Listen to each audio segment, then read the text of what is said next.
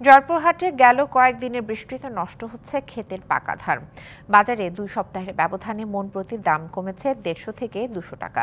নানা অজুহাতে মিল মালিকরা ধান কিনছেন না বলে অভিযোগ কৃষকের। আর মিল মালিকদের দাবি, আগের মজুত ধান বিক্রি করতে না পারা এবং বৃষ্টিতে মান নষ্ট হওয়ায় দাম কম।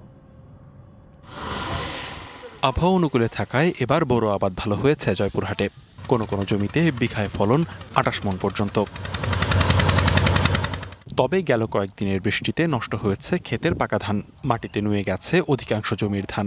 আবার শ্রমিক সংকটে দ্রুততা কাটতেও পারছে না কৃষক।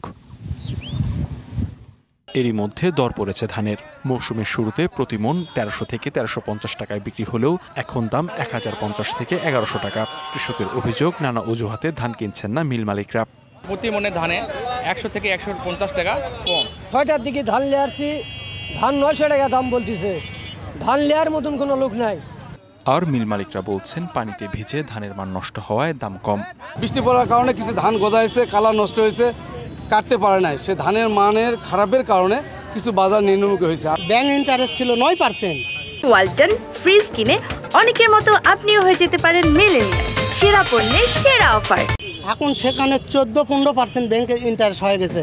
তাহলে আমরা ধান কিভাবে কিনবো? ব্যাংক ইন্টারেস্টটা বেশি হয়ে গেছে।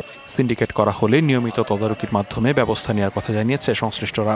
এখানে আবহাওয়াটা কিছু কাজ করতেছে, তারপরেও যদি কোনো সিন্ডিকেট এখানে কাজ করে তাহলে আমরা কৃষি বিপণন আইন অনুযায়ী জেলা প্রশাসন সহযোগিতায় প্রয়োজনীয় ব্যবস্থা গ্রহণ করব। কর্তনের শেষ সময়ে এসে আবহাওয়াগত প্রবলেম একটু হয়েছিল। বাকি 8% জমির ধান আর কয়েকদিনের মধ্যে কর্তন করা হয়ে যাবে। জয়পুরহাটে এবার বোরো আবাদ ৬৯,৬০৫ হেক্টর জমিতে। আর উৎপাদন লক্ষ্যমাত্রা ধরা হয়েছে 4,22,530 metric ton. DBC news desk.